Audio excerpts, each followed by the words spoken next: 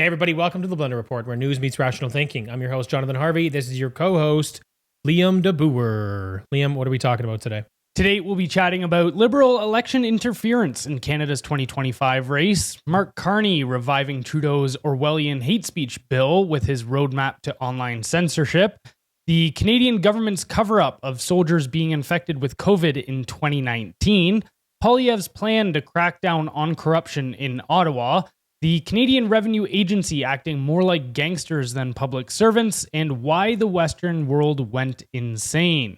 All right, let's get started. All right, so first off, we've got the shadow campaign, Liberal election interference in Canada's 2025 race. In the final stretch of Canada's 2025 election, a trio of scandals has rocked the Liberal Party, revealing what appears to be a coordinated campaign of election interference. First, a government-stamped document targeting inmates with fear-mongering about Poilievre's crime policies was discovered in federal prisons. Then PSAC, the largest public service union, violated its neutrality by openly attacking Poilievre online. Lastly, Liberal operatives infiltrated a conservative conference to plant "Stop the Steal" buttons, mimicking U.S. disinformation tactics. Together, these incidents raise serious concerns about ethical violations, democratic erosion, and whether the Liberal Party is willing to weaponize public institutions to cling to power. So is this just dirty politics, or are we witnessing the erosion of democratic norms? So I think politics is just a dirty game in general. Just to sort of complete a couple of those stories. So maybe all three I'll just go with. So the thing that was happening in the prisons, in the actual things that were shared with these prisoners, basically said, look, if you vote for Poilievre, you're going to be in prison longer. If you do it again, you're going to be in jail forever. And they're going to take away all your fun stuff, no TVs. So who do you want to vote for? And then they showed them how to vote. So that's kind of preposterous to me. So that was how that one worked out. The other one with the PSAC. So PSAC didn't just push back against Pierre Poilievre. They put out ads, like a lot of them, and put a reasonable amount of money behind these ads going against Pierre Poilievre, basically saying he's not the guy for you, Canada. I'm paraphrasing, but I'm pretty close. And then the third one, the buttons. These fucking morons. You know how they got caught? They got caught at a bar talking shit while they were getting wasted, and they were overheard by a journalist. Way to go. I can't. And for me, it was frustrating was how Carney dealt with it. Carney basically goes, oh yeah, they got a little carried away. And then he moved the Liberal, they are Liberal staffers, to other positions. It's like, dude, just fire them. Just one thing he's shown me actually is that he's not cutthroat enough at all. I know we're a little off topic, but that is a bit of a concern. You're seeing MPs like Paul Chang, you're seeing these Liberal staffers. He's not willing to cut anybody, which is, I don't care that he's now on the way up and he's trying to become the prime minister. Maybe he's being a little delicate. To me, that is very, very weak. In a government that's wrought with corruption and has done a very poor job for 10 years, and it's overly bloated and robust. And this guy's not willing to cut anybody, even when they do things that are that wrong.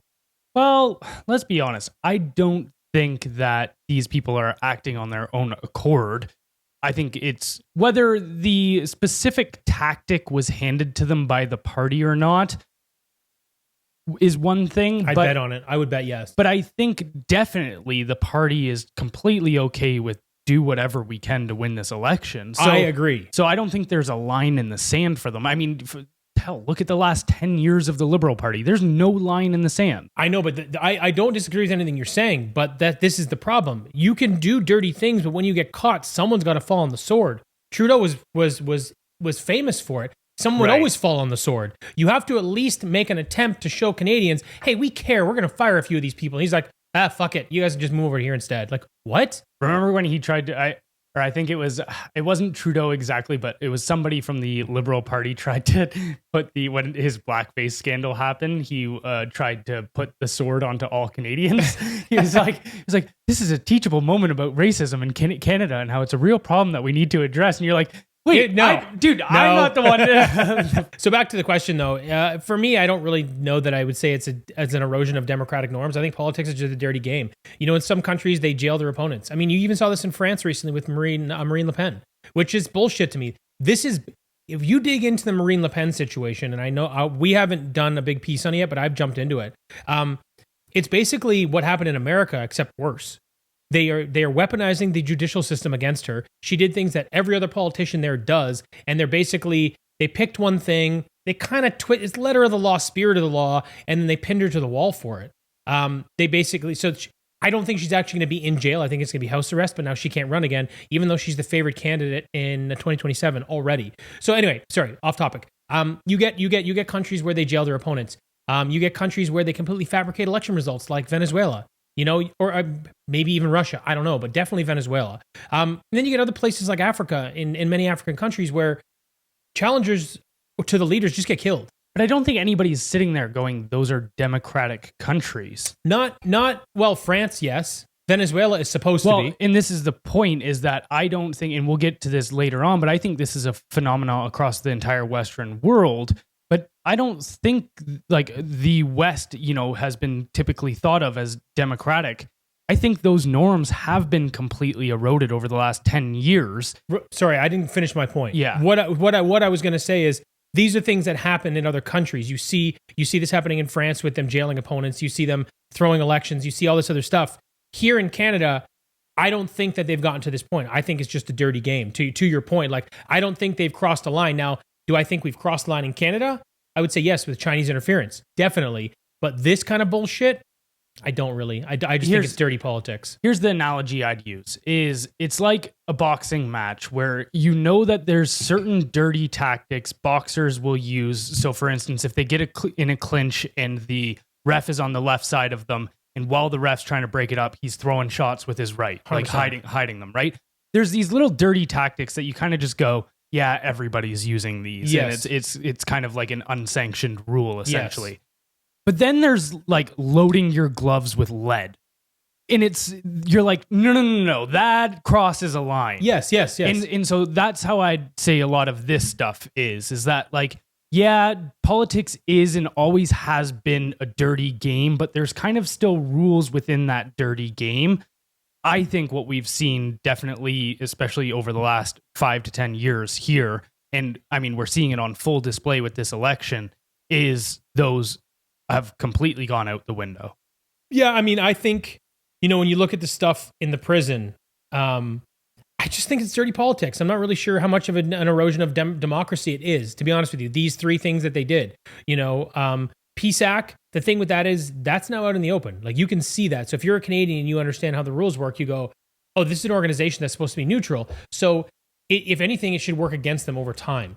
Well, here's where I'd touch on, say, the prison thing, is that maybe, the act isn't the act of, say, trying to appeal to the prisoners or scare them about Poilievre isn't necessarily undemocratic in and of itself.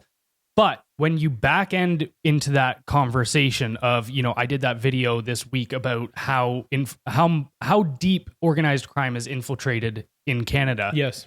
And you go, okay, so then you realize that and you go, okay, the whole liberal apparatus and how they treat crime, that is undemocratic. Sure. And so that this is kind of like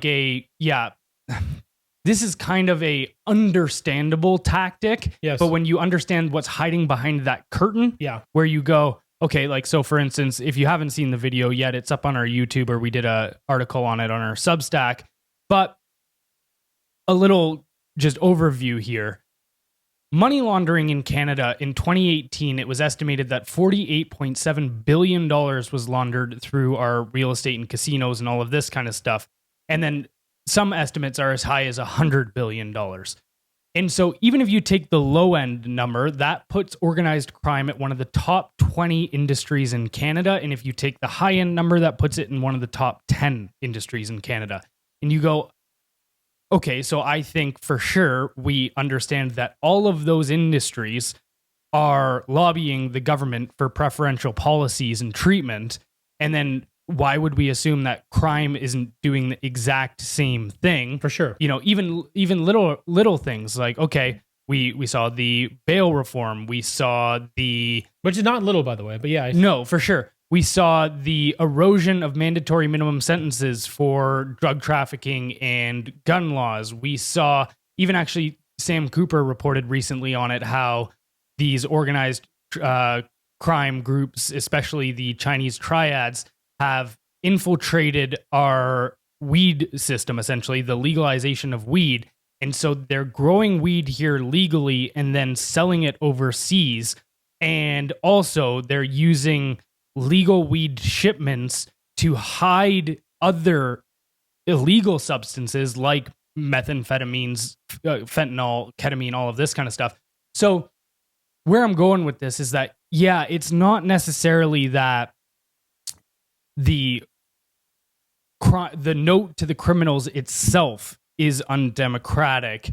It's that the entire liberal apparatus's approach to crime is undemocratic. Yeah, I mean, I think this is how I would sum up. I think your question is interesting because they're both correct. Mm-hmm. Is this just dirty politics? Yes. The PSAC is dirty politics. You can give them a slap on the wrist, but if you're a Canadian, you understand the rules, you understand that they're doing something wrong and they're favoring the liberals. Okay.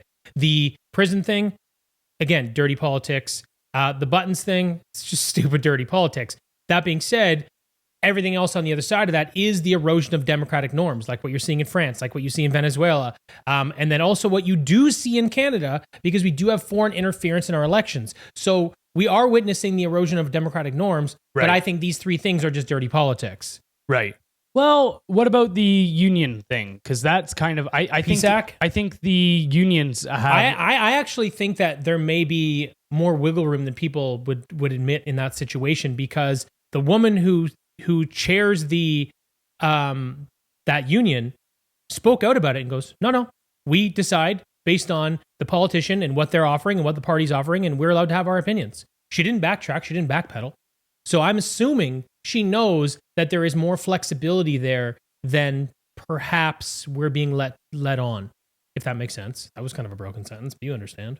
Okay, so yeah, I had a misunderstanding there then, because I thought the public, because it was a public union, essentially a extension of the government. Yes, that I thought it did have a mandate to be unbiased. I think that there is something, but I just searched it up. It doesn't. Right. So I think that what I think that this is again, letter of the law, spirit of the law. Kind of flipping it the other way though.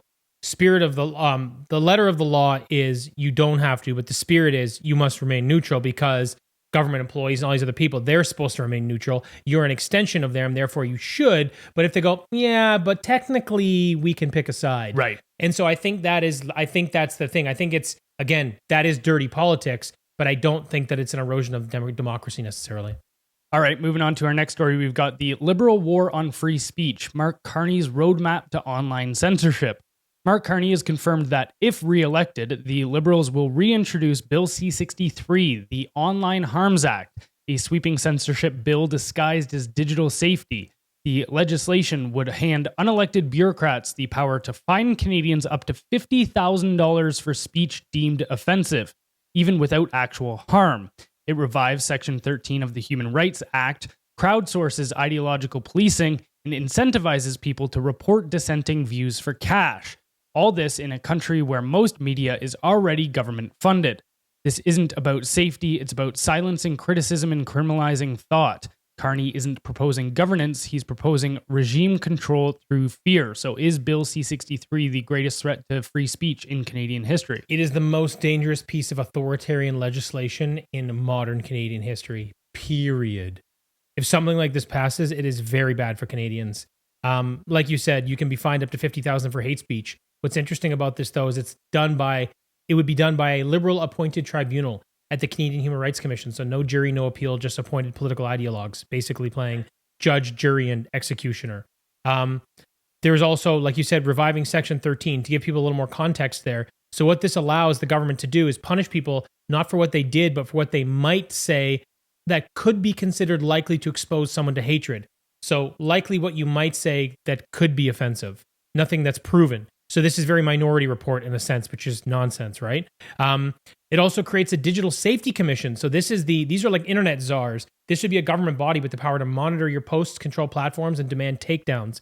Now, this is interesting because they need some sort of compliance with the major social media platforms, but they've shown if they don't get it, they just block things. They're already talking. It's crazy to me that Liberals are lobbying about trying to block Twitter in Canada because it's the only free speech platform that pushes back against them. But anyway, and then the last one, the offense motivated by hatred. That's it comes with a life sentence. Now you have to incite violence through speech, and then maybe, but you have to incite violence through speech, which I think you're insane to do. Don't get me wrong. I don't think that's the way by any means. But the fact that you get a life sentence for that is wild. One thing I don't know if you mentioned though, this also allows for retroactive indictments.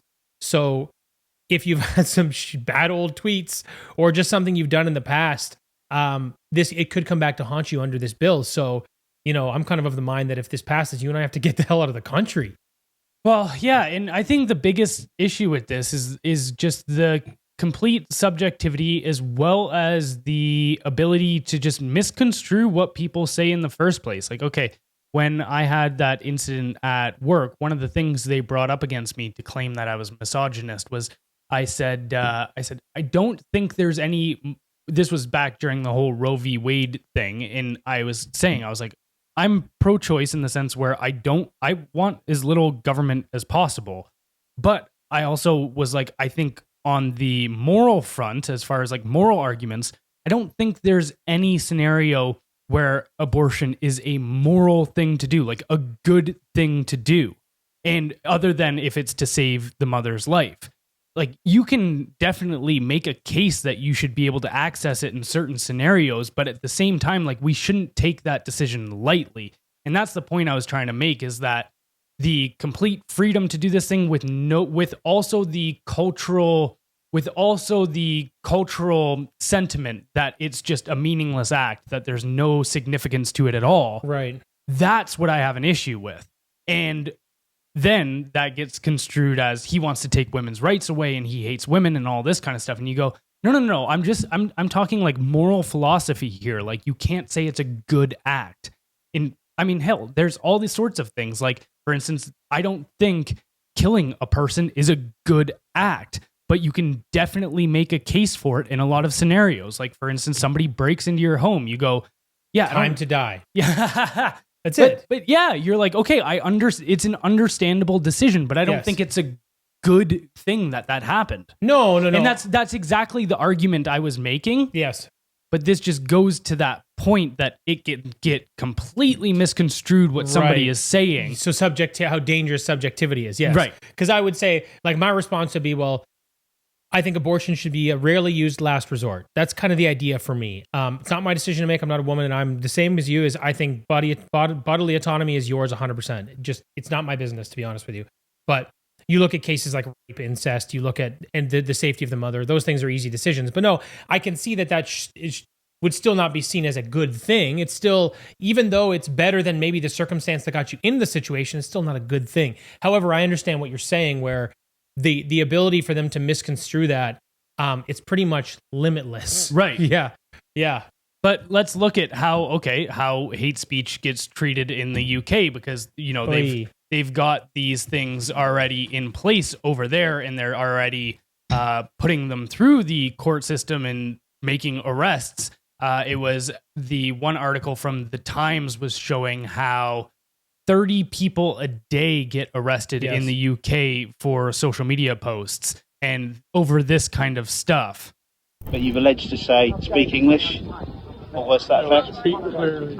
Speak clearly. No, okay. The gentleman's partially deaf. Yeah, he can speak clearly. Yeah. So I couldn't even hear him. No, and that's fine, and that's why we've just come to speak, because potentially someone could perceive that as a hate crime. Why am I in cuffs? Because there's something he shared, then I shared.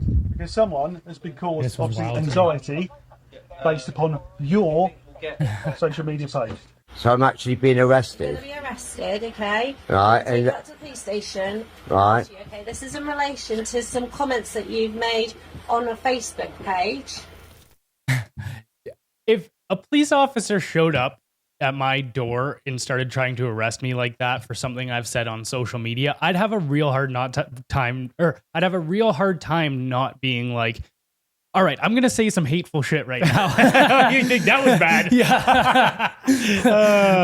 The thing is, though, I'd want to pierce through them with words, being calm, and make them be like, Right. Yeah, maybe I should just quit and join you, Jonathan. Like that's what I'd want to do.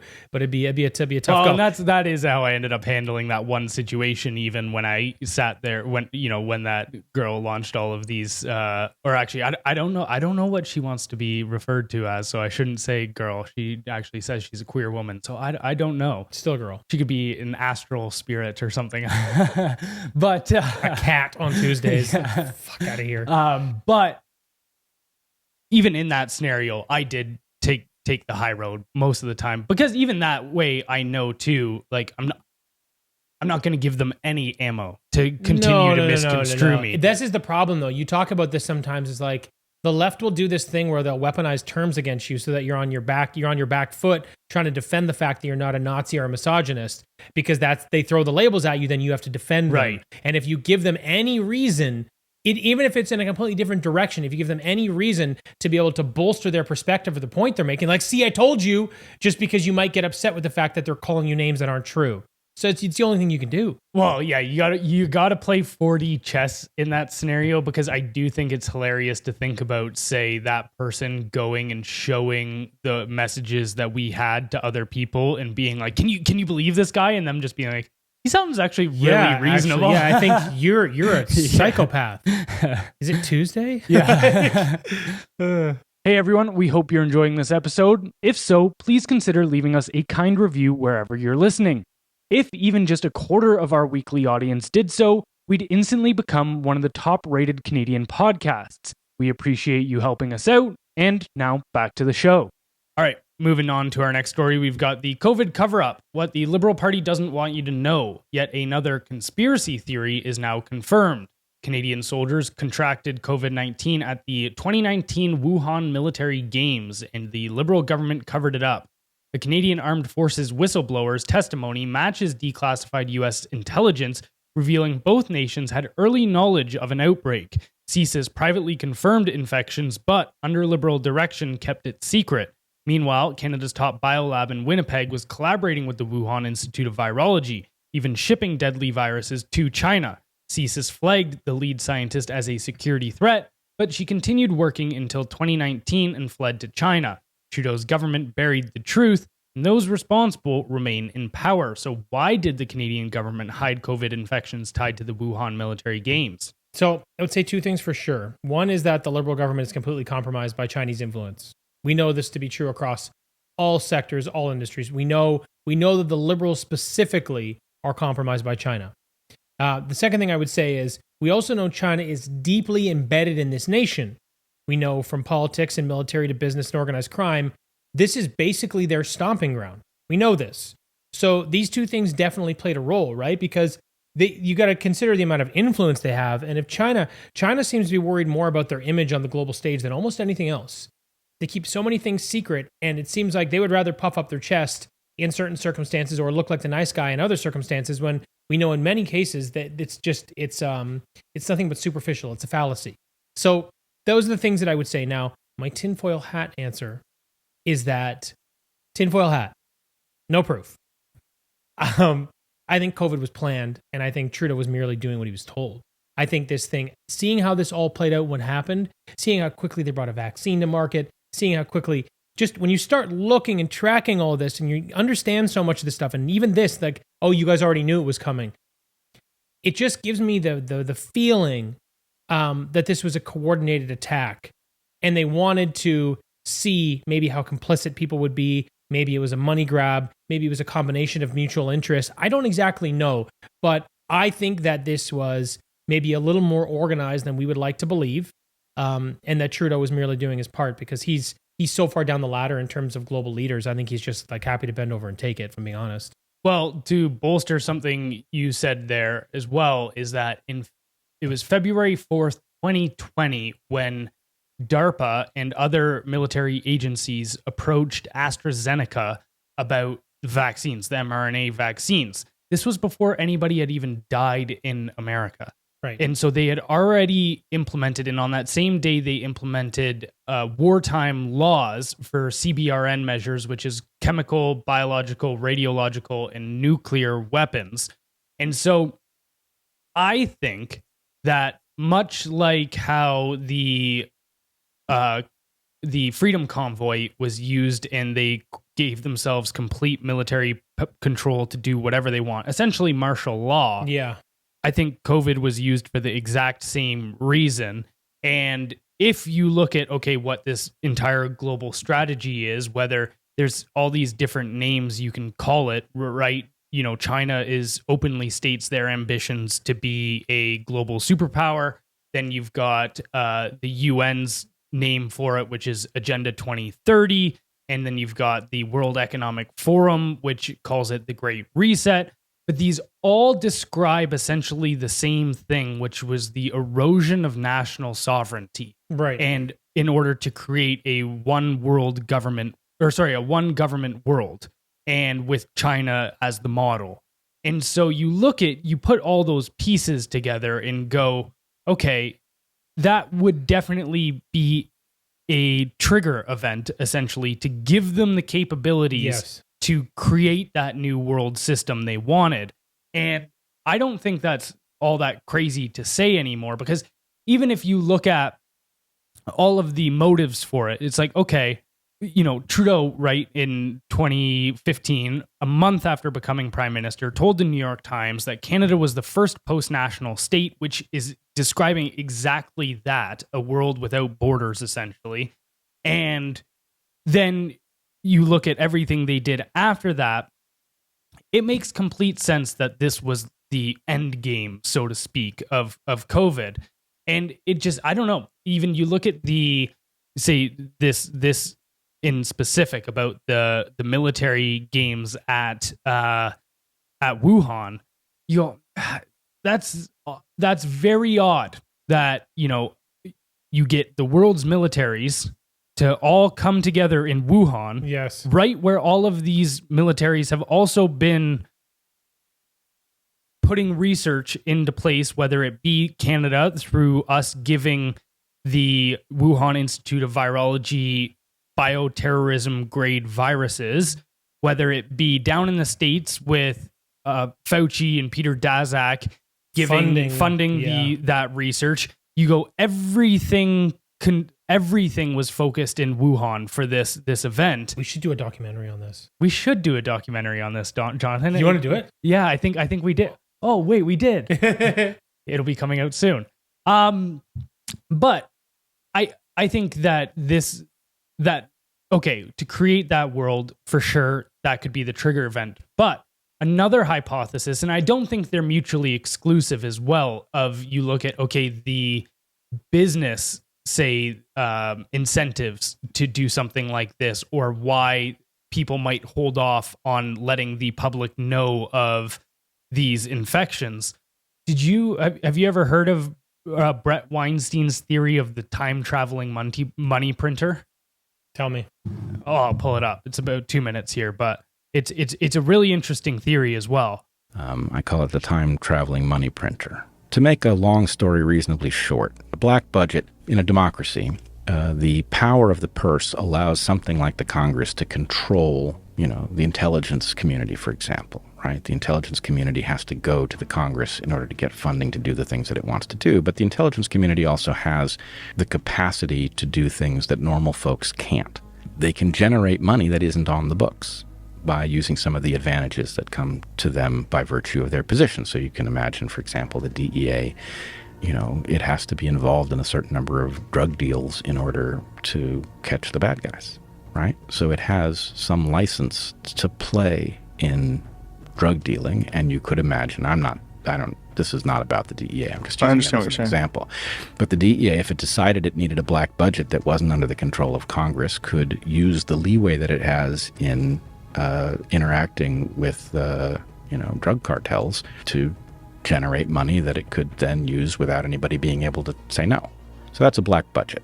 Now, black budgets are one way of doing this, but anything else that can generate money that isn't accounted for in a normal, federal budget has the same potential. And what I want to do is just point out something that seems to have happened here that raises a financial question that I have not heard widely asked. So we've all gone through the thought exercise of, if you had a time machine, what would you do with it, right? And one answer is, almost no matter who you are, even if you're super good person who's interested in doing good things, money allows you to do good things. So your time machine, if it can go backwards in time, can allow you to buy Tesla or Apple or Amazon stock and turn a small amount of money into a huge amount of money. And if it can go forward in time, you have similar opportunities, right? You can see what's going to go up or down, and you can buy some or short. So anyway, a time machine would give you the opportunity to generate money. There's another way of doing the same thing without an actual time machine, right? Printing money. It requires an awful lot of power to either shape history or slow regular folks down in how much they realize and how quickly they realize it, right? If you're in a position to do that, then you can print money, right? If you know what's coming, if you know what history is going to do. It's a kind of insider information that is hard to prosecute. So let me just sum that up and why I don't think these things are mutually exclusive and why they might actually fit together.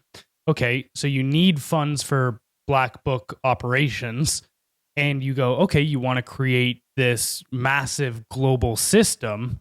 Well, what if you keep that narrative quiet for a couple months like they did, and that gives you enough time to get your ducks in line to be able to, say, invest in the right companies that you need to, fund the right companies, and then when you actually let the public know and you flick that switch, you're instantly rich, and that gives you the funding that you need to carry out that operation you want to.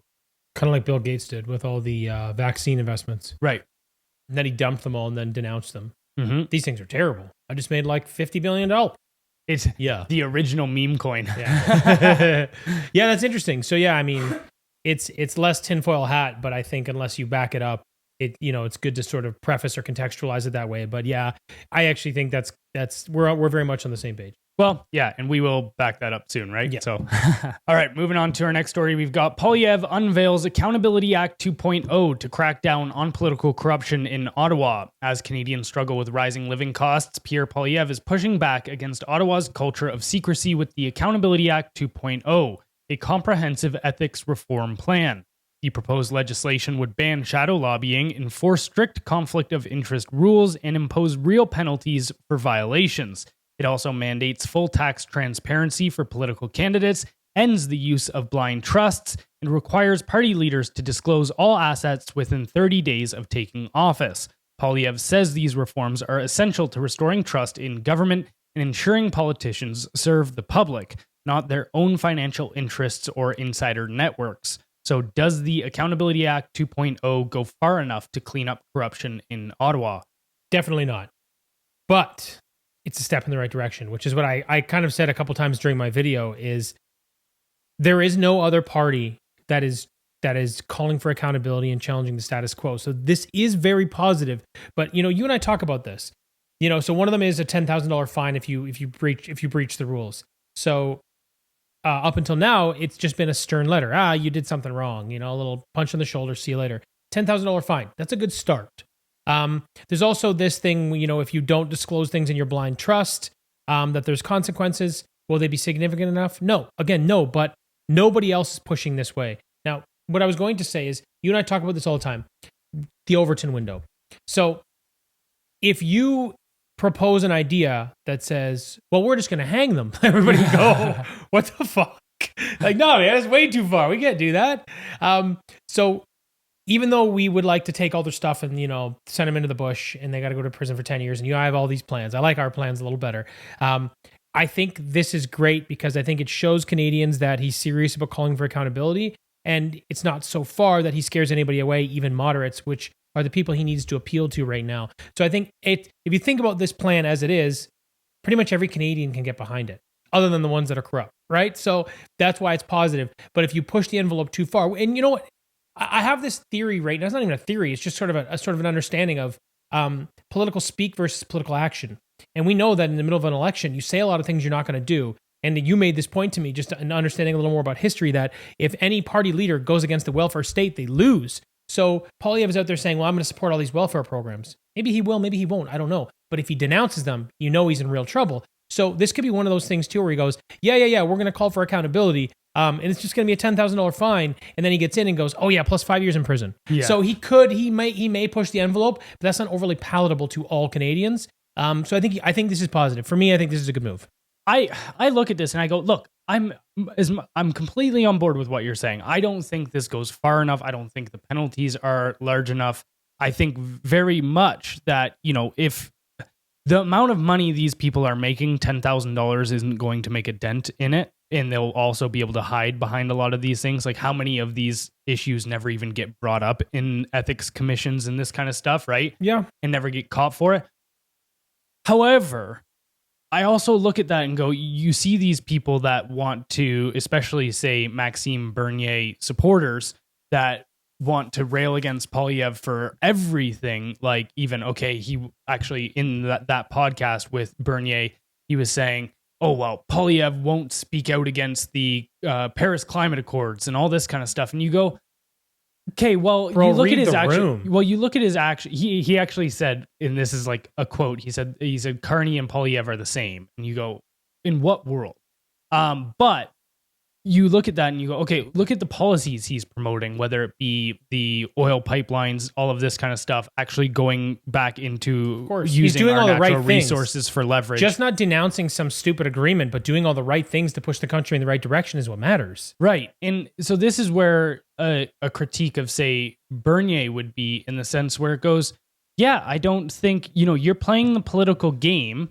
And so you have to play politics. And that's why I have zero interest in ever playing that game is because I'd rather be able to say my thoughts unfiltered. I don't want to have to tiptoe around certain things. I want to be able to push that Overton window in a direction as hard as I can. But you see these things constantly with people say, okay, yeah, going, oh, that's not enough. And you go, it's the exact same psychological issue, I think, with, say, the people on the woke left, per se, that get extremely up in arms about racism and all this kind of stuff. And, well, unless we completely eradicate racism, we need to burn everything down. And you go, no, like, if we make incremental progress generationally throughout history, that's a pretty good thing. That's how it works. Right. And so I look at this very similarly, where you go, okay, even if, say, a Poilievre only makes a 5% dent in the corruption, I still look at that as a massive win in the sense where the alternative is it gets worse by 50 to 100%, right? Another 4 years of liberalism would do that for sure, or Liberal Party, sorry. But I think that's a real problem, especially because even though, yes, I agree, it doesn't go far enough, I think that's a real problem where people go, unless the problem gets completely solved top to bottom, then fuck it all. Well, I think that there's a big difference between a perfect world and politics. Right. And I think that people like Bernier and everybody that's kind of espousing that, they live in this, well, in a perfect world. Yeah, but that's not politics and that's not the world you live in. Right. You're not 8 years old and this is not a fucking Disney movie. You got to, sorry, man, this just is not how things play out. So when you think about this pragmatically and you understand the system, it's like vote splitting. It's the same thing. It's like, guys, you have to compromise the way you think sometimes so that you can move in the right direction. And I just think people just get stuck on they get stuck around, like, be idealistically, however you want to look at it, but they get stuck in this idea of a perfect world. But it's not. It's not perfect. A lot of things aren't perfect. I'm not perfect. You're not perfect. Nothing really is. So, you kind of look at this and you go, that's the mentality people need to use when they're assessing politics or when they're approaching these things. You can't use the perfect world and you can't use that lens. And this is why I think sometimes in politics we're so divided. Often it's not about the policy. It can be in a lot of cases, but if you think of this between like the PPC and the Conservatives, so if all PPC voters had to decide between choosing Conservatives or Liberals, 99% would choose Conservatives. The only ones that would choose Liberals would do it basically as a protest vote. So the reality is, if you're using the right lens to view politics through, which is not the perfect world lens, then these are the decisions you make. So the divide is not so much because we don't feel the same way. It's because they're not using the right lens to view the situation. That's why these things, I think that's why there's such a battle right now between anybody that's sort of really, championing PPC right now and then others going, yeah, I'm a fan of the PPC, sure. But come election time, I have to do what's right for the country and we're going to split a vote, so I have to vote for Conservatives. And you mentioned last time how many ridings were flipped because of PPC, right? Even though they don't have any seats in the House. So you kind of look at this and you go, that's the lens people need to use. And I look, I'm not the boss of anybody. You can do whatever you want, but this is where to me, this is where that divide exists. Well, how I would look at it is like, this is even my personal philosophy in a sense, which is anything that is within 100% of my control and how I conduct myself, I will not bend on my principles at all. Right. But when you get into certain scenarios where other people are involved and you don't have complete control over a situation, then you need to compromise. And, this is something even you and I on, say, a more personal business front is like, I'm very willing to be like, okay, yeah, cool. I see it this way, but I see that you see it this way. Let's go that way for now. And if we need to, we'll correct course. I'm cool with that. But yeah, it's, I think what ends up happening across, and this is something across all party lines or even just outside of politics in general, this is just kind of in life, is that people will compromise on their principles for their own benefit when it's in their control and their actions constantly. Yes. But then enforce a idealistic, needs to be a perfect world on everything else around them. And you go, but you can't even be principled with yourself. That's a really good perspective. Yeah, I totally agree with you. I think that's one of those, is you should try to be as principled as possible, but understanding as soon as something gets added to the equation that's outside of your capacity to control, you have to now immediately understand that compromise is part of the equation. That's just it. This is just a good rule for life. No, that's well put. Today's podcast is brought to you by The Tallowed Truth, the real secret to better skin. Most products aren't designed to heal your skin. They're designed to keep you buying more. More dryness? Use this moisturizer. Now you have redness? Add this toner. It's a never-ending cycle, but real skincare doesn't create dependency. It restores balance. And the best way to do that is to feed your skin what it actually needs. The truth is, you shouldn't put anything on your skin that you wouldn't put in your mouth. That's why I use F-Bomb from The Tallowed Truth, made from grass-fed, grass-finished tallow with honey and frankincense. It's hormone-free, antibiotic-free, steroid-free, GMO-free, and vaccine-free, because I know that's important to a lot of you. And here's why we love them. They're a freedom-first brand that supports Blendr News and everything we stand for. And with a 30-day money-back guarantee, you've got nothing to lose. Try it today at thetallowedtruth.com/blender and use code BLENDR, that's BLENDR, for 15% off all products, including bundles that are already discounted. All right, moving on to our next story. We've got Canada's tax collectors are acting more like gangsters than public servants. The Canada Revenue Agency has become a bloated, unaccountable institution that operates more like a criminal syndicate than a public service. From double counting corporate income and winning court cases on technicalities, to expanding its staff to nearly 60,000 and gaining new powers to interrogate citizens under oath. The CRA is morphing into a financial inquisition. Whistleblowers exposing massive fraud have been hunted down, while regular Canadians are shaken down for taxes on already settled returns. With growing arrogance and unchecked authority, the CRA doesn't just collect taxes, it extorts them. It's time to start calling it what it is, the Criminal Revenue Agency. So why has the CRA grown by 20,000 employees in under a decade? What are they all doing? I am no fan of the CRA. I have my qualms with them. But think about it like this. If government spending has increased by 90% in the last 10 years to over $530 billion, the government needs more CRA agents to collect more of our money. So that would be why they're scaling up. There must be some ROI per head, right? Like I imagine there's like a quotas like cops. Like cops, like I know enough cops. I know that ticket quotas are real. So I imagine it's probably the same way here. It's like, well, you work for the CRA, we pay you 120 grand a year. There's got to be an ROI on your head. Get to work. And they probably just drill in. They probably have a formula where it's like, get more people in. As long as you can keep your ROI high from a macro level, just keep bringing them in. Because if your ROI stays up, the bringing in more people brings you more revenue. You're stealing more of my money to pay for shit you don't need. Wonderful. So that's what I think is happening. But also the Liberals are planning some very, very sneaky things, right? So Carney's not going to do some of the things he says he's going to do, and they are definitely planning to tax your primary residence. So this is something that came out today when I had an interview with Carson Binda from the Tax Federation. That whole Trudeau thing, taxing your primary residence, they've put a lot of money into that. And then from my understanding, they've started building out the infrastructure to start taxing home equity from your primary residence. So they're going to need more agents to defend their castle when we storm it. Fuckers. Sorry, I'm good. I cannot stand this institution at all. This is the whole thing about it being, regular Canadians shaken down for taxes on our settled returns. Like, that was just part of this summary of my larger article on this that went out this morning. But that whole story too is like, that is insane to me. The fact that, okay, my 2023 returns were submitted. They assessed them. They said, yep, that's fine. I paid what I owed. And then now they're wanting to reassess them. And that's what they're, and this is the thing too, is they've called me 3 times in the last week and I've picked up for them. Each time I get put on hold and they go, no agents are available right now. Please hold. And I go, in what world? Like, think about the arrogance of that. I'm going to call you and then say, I don't have time to talk right now. Please wait for me to be available. After I reassess money, we already agreed what you owed me and now I want more. I hate that. Is such criminal attitude. But this goes to show is like, okay, how do you have 20,000 new employees? You grew your bureaucracy by 50% since 2016. And you still can't even get people on a phone.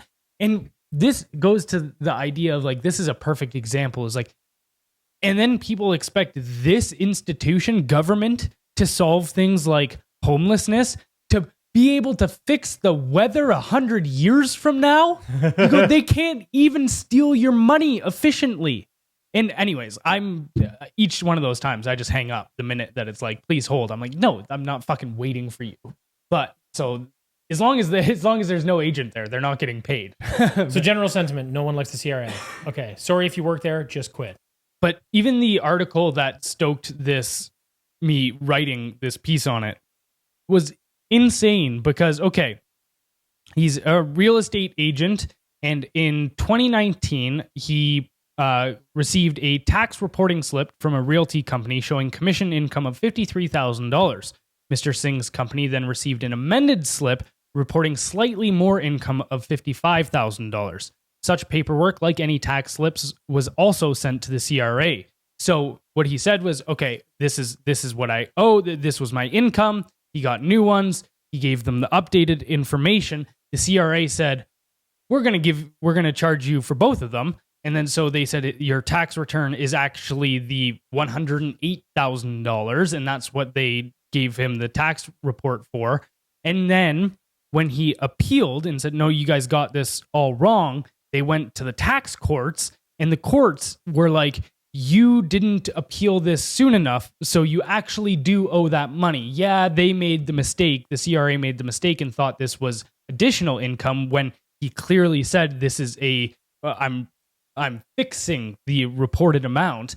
And so even that too, you think about how insane that is. Okay, the courts, yes, this is the CRA's mistake, but you didn't fix their mistake fast enough, so you now have to eat the cost. Yes, I know this very well. I have a very similar situation with mine, and it has cost me dearly to cover it with lawyers. It is preposterous. It's just so insane, and no one's accountable. Everything just falls on you. And everybody across I've made mistakes. Everybody makes mistakes. But in this particular situation, I was nowhere near at fault at all. The mistakes were all on their end, and it has cost me north of $10,000 in legal fees to clear up. It's why this is why I say, like, I absolutely hate. I have no love for these people. My cousin works for the CRA. Love him. Hate that he works there. So it's like, I talk shit about them even though some of my own family is there. It's just a criminal organization. And honestly, like, I have an even harder time with it when there's no accountability and there's so much corruption in the government. So they take our money, they bend us over, they can break all the rules, and then they can just light our money on fire and don't even have to answer for it. Right. And, they do light our money on fire because back in 2024, there was an article written about how the CRA had fraudulent payouts exceeding $190 million in the last 4 years. So from 2020 to 2024. But then also sources within that article, this was even a CBC written article, even sources from the CRA. I love when the CBC writes shit. I'm like, it's bad when the CBC turns on the government. And so even some of the sources within that article were claiming that Oh, it's way worse than they're telling you. Like that $190 million number of them giving money to scammers and stuff is just it's so much higher than that.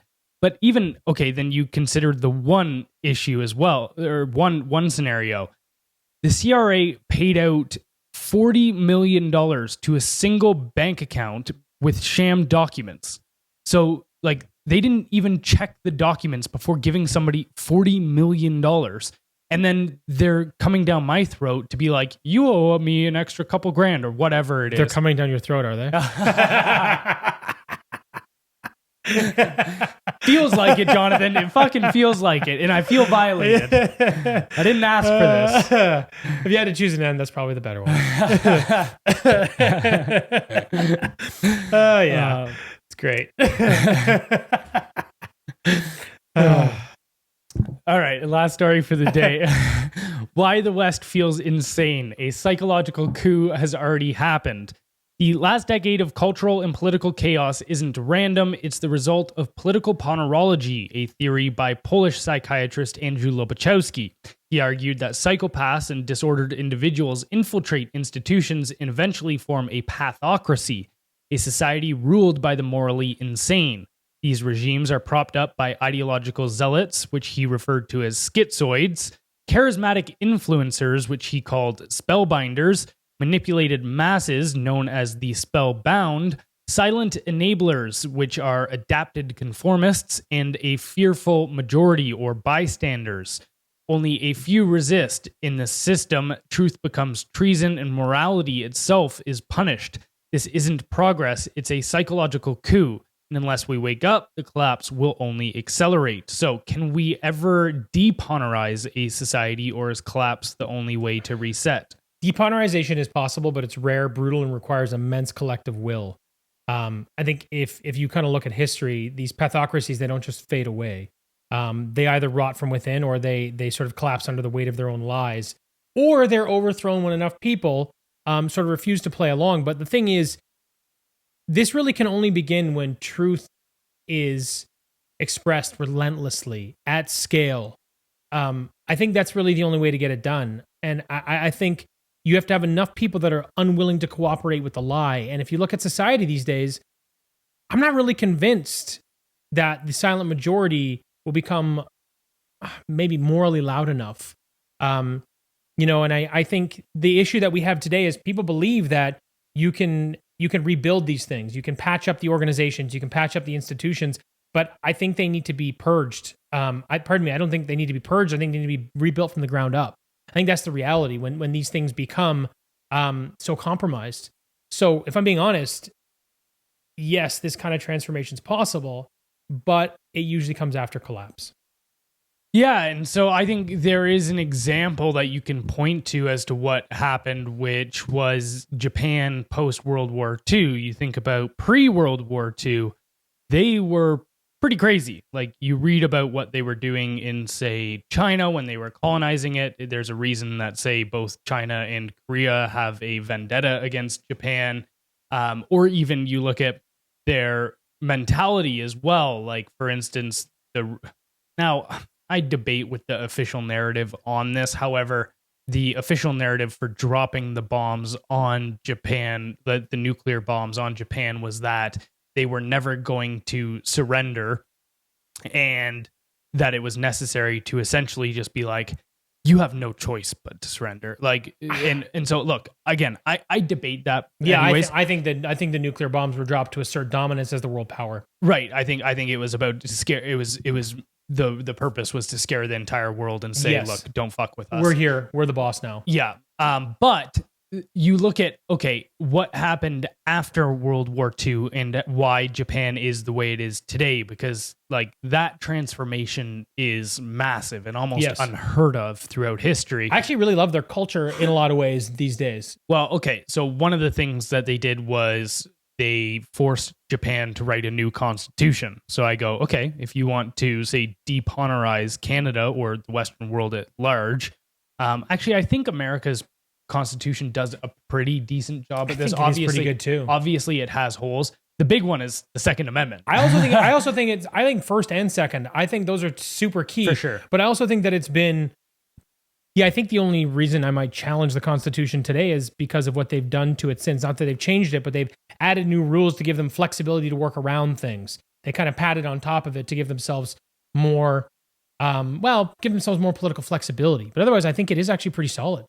Well, okay, so you want to depolarize our societies. I think that is one of them, especially Canada, because I think we need to get rid of the notwithstanding clause for sure. I think, which allows the government to infringe on our basic rights if they deem it necessary to uphold for the greater good, essentially, Which for is social stability. It's super communism-y. Right. Like, what are you talking about? And so, yeah.